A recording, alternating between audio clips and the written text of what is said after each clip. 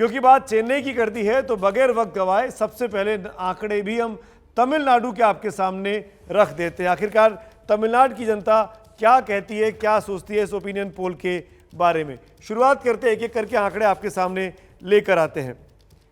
तमिलनाडु के opinion poll को लेकर जो पहला सवाल एबीपी और सी वोटर ने पूछा वो ये था कि केंद्र सरकार के कामकाज से आप कितने संतुष्ट हैं।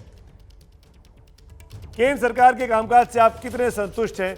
11% संतुष्ट कहते हैं, 32%, 11% बहुत संतुष्ट कहते हैं, 32% संतुष्ट कहते हैं, असंतुष्ट कहने वाले 44% हैं और 13% कुछ नहीं कहते हैं। यानी ज़्यादातर लोग ऐसे हैं जो कहते हैं कि सरकार के काम से वो लगभग असंतुष्ट जैसे हैं। आगे बढ़ते हैं अगले सवाल की ओर। इस ओपिनियन पोल में हमने पूछा प्रधानमंत्री मोदी के कामकाज से आप कितने संतुष्ट हैं। ये देखिए 13% बहुत संतुष्ट, संतुष्ट कहने वाले 35%, असंतुष्ट कहने वाले 44%, लगभग वैसा ही आंकड़ा जैसा कि सरकार के लिए था। तीसरा सवाल जो बहुत ही महत्वपूर्ण है, जो हमने तमिलनाडु की जनता से पूछा, राज्य सरकार के कामकाज से कितने खुश हैं। और ये देखिए बहुत संतुष्ट 15%, संतुष्ट 42%, असंतुष्ट कहने वाले 32% और कह नहीं सकते 11%। यानी ज्यादातर लोगों को लगता है कि वो सरकार के कामकाज से संतुष्ट है। चौथा सवाल जो सर्वे में हमने पूछा, आप अपने मुख्यमंत्री के कामकाज से कितने खुश हैं। 22% ने कहा बहुत संतुष्ट, संतुष्ट ने कहने वाले 39% थे, 31% असंतुष्ट थे। यानी ज्यादातर लोग सरकार के कामकाज से, एडीएमके की सरकार जो चल रही है उससे मोटे मोटे संतुष्ट नजर आते हैं। अब इसको देख के तो लगता है कि सरकार दोबारा एडीएमके की आ सकती है। क्या एडीएमके हैट्रिक मारने वाली है, क्योंकि लगातार 10 साल का शासन एडीएमके का हो चुका है।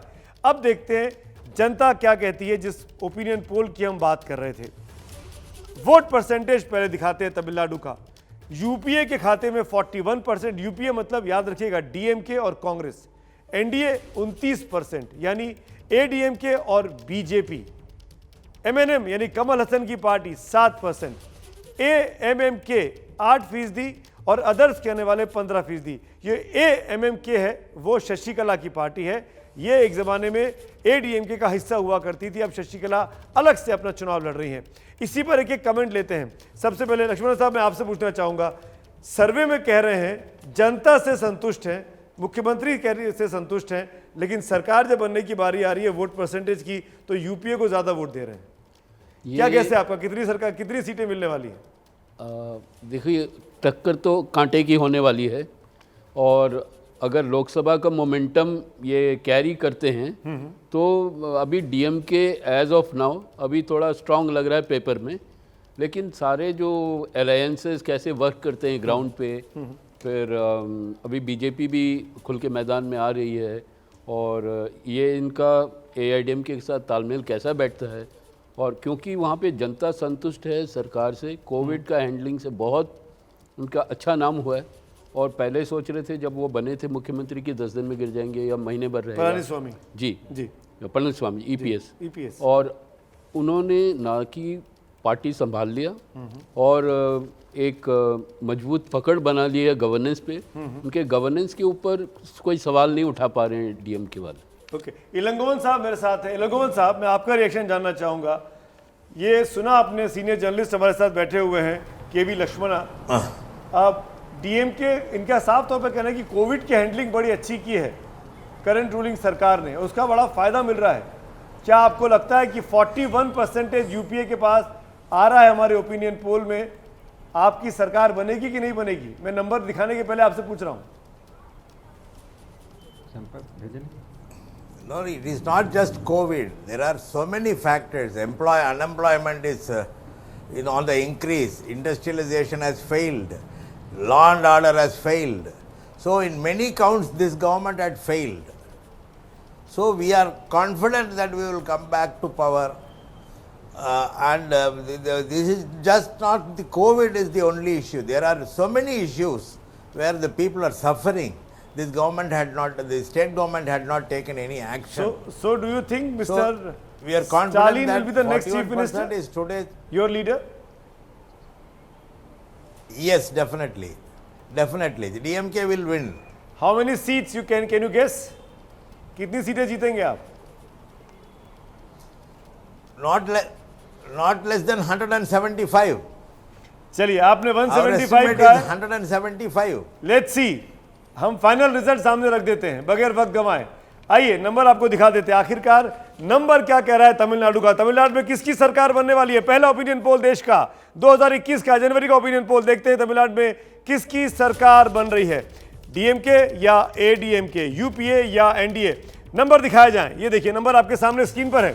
यूपीए 158 से 166 सीटें, एनडीए 60 से 68 सीटें, एमएनएम 0 से 4 सीटें और एएमएमके यानी शशिकला की पार्टी 2 से 6 सीटें। कुल मिलाकर देखा जाए तो इस वक्त जो सरकार बनती दिखाई दे रही है वो बहुत आसानी से यूपीए की बन रही है, यानी कांग्रेस और डीएमके का गठबंधन वापस लौट रहा है। 10 साल के अंतराल के बाद वापस लौटते हुए दिखाई दे रहा है। एबीपी न्यूज सी वोटर के सर्वे में एमके स्टालिन नए मुख्यमंत्री के तौर पर देखे जा रहे हैं इस वक्त। एक क्विक रिएक्शन, इलागोवन साहब, are you happy now? Yes, that is the trend of the people. That is the mindset of the people of Tamil Nadu. They are not happy with this government. Okay Dibang, आपका reaction इसको देख के कुछ आश्चर्य हो रहा है? आश्चर्य नहीं हो रहा, क्योंकि देखिए जिस तरह से इनकी ज़ोरदार जीत हुई लोकसभा चुनाव में, उसके बाद ये लग रहा था कि ये ज़रूर बनाए रहेंगे और वहाँ इस तरह से सत्ता बदलती रहती है। और ये जो बीजेपी की बात है, चूंकि हम लोग यहाँ केंद्र से देख रहे हैं तो सारी नज़र बीजेपी भी होती है। बीजेपी इनको फ़ायदा देगी, नुकसान देगी, इस पर बड़े सवाल हैं। ये हिंदी बोलने वालों की पार्टी इसको कहा जाता है। उनके नेता कह रहे हैं कि आप हमारे कोलिशन में भी रहेंगे पर सरकार में हम आपको शामिल नहीं करेंगे, यानी आप मिलकर चुनाव लड़िए, हमको फायदा दीजिए पर हम आपको रिटर्न में, क्योंकि अगर ये देखने में आता है कि एआईएडीएमके बीजेपी के साथ लड़ रही है तो लोगों को वो पसंद नहीं है। वो एक तरीके से बीजेपी उन पर बोझ बनेगी। तो ये एक बड़ा चुनाव इसलिए भी है सुमित, क्योंकि ये चुनाव होगा जिसमें जो बड़े नेता जो छाए रहे, यानी जयललिता इस बार नहीं होंगी, करुणानिधि इन चुनावों में नहीं होंगी, तो उस लिहाज से भी बहुत बड़ा चुनाव है। और बीजेपी का जो पूरा ऑपरेशन चल रहा है, ऑपरेशन कमलम, उसके हिसाब से भी बड़ा चुनाव है तमिलनाडु। बहुत सारी सीटें हैं वहां पर, कैसे इन लोग आगे ले जाते हैं वो एक बड़ी चुनौती है।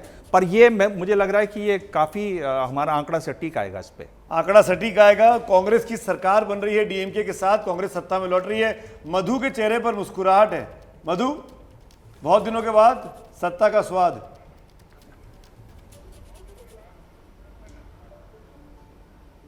आपका रिएक्शन? जी बहुत धन्यवाद आपको, बहुत दिन के बाद आपसे मुलाकात।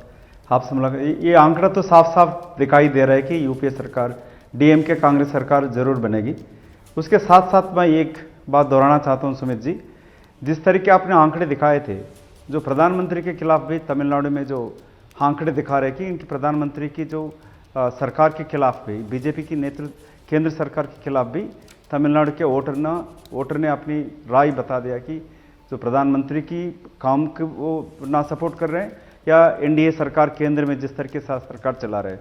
मैं ये भी बताना चाहता हूँ या ये भी आशा करता हूँ आपके साथ, ये आंकड़ा, ये सर्वे पे चर्चा होने से साथ साथ आप ये भी चर्चा करनी थी, एक नेशनल टीवी की एडिटर ने जिस तरीके से देश की सुरक्षा का कॉम्प्रोमाइज करेंगे मधु, चुनाव जीतने के लिए चर्चा करेंगे। मैं जानता हूं कांग्रेस पार्टी उस इशू को उठाना चाहती है, कॉम्प्रोमाइज किया।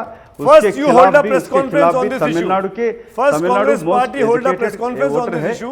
We will have a debate Madhu. I am giving an open invitation. Rakesh Sinha, एक क्विक रिएक्शन। राकेश सिन्हा, एक क्विक रिएक्शन। आप तमिलनाडु में लड़ने जा रहे हैं, ऑपरेशन कमलम चला रहे हैं, पर हालात फायदेमंद नहीं दिखाई दे रहे हैं। जबरदस्त एंटी इनकम्बेंसी दिखाई दे रही है रूलिंग सरकार के खिलाफ। देखिए, एक बात जान लीजिए, जो तमिलनाडु का आकलन आप 60 और 70 के दशक के आधार पर कर रहे हैं, उसके कारण भारतीय जनता पार्टी को जो हिंदी स्पीकिंग पार्टी कहकर पुकार रहे हैं, स्थितियां बदली हैं। आज भारतीय जनता पार्टी का जो प्रदेश अध्यक्ष है एल मुरुगान, वो एक दलित हैं और अभी वेल यात्रा हुई थी। उस यात्रा की सफलता देखिए, दोनों पार्टी की घबराहट देखिए। मैं एक बात कहना चाहता हूं, जो डीएमके में पर्सनालिटी का टकराव हो रहा है, खास करके स्टालिन और अलगिरी के बीच में टकराव हुआ है, उसके कारण साउथ तमिलनाडु में जो डीएमके का सपोर्ट बेस है उस पर बहुत बड़ा असर पड़ेगा। और एंटी डीएमके वोट जो कल तक एआईएडीएम के पास जाता था, मैंने कहा तो एआईएडीएम के पास नहीं जाएगा, लेकिन Bharatiya Janata party anti DMK votes का एक बड़ा केंद्र बनने जा रही है। दूसरा जो महत्वपूर्ण बात है, प्रधानमंत्री नरेंद्र मोदी जी की शख्सियत आज अक्रॉस दी वो जो बाउंड्री है, जो जोग्राफिकल बाउंड्री है, उसके बियॉन्ड जा रही है, जो हिंदी बेल्ट और काउ बेल्ट कहते हैं। और तमिलनाडु में प्रधानमंत्री मोदी जी का जो फैन फॉलोइंग है, जो एक सपोर्ट बेस बना है प्रधानमंत्री के काम का, उसका एक साइलेंट वोटिंग पैटर्न, जो silent voting pattern Awasthi ji आपने पहले चुनाव में, बिहार के चुनाव में कहा था कि वो साइलेंट वोट क्या होता है, वही साइलेंट वोट आपको तमिलनाडु में दिखेगा।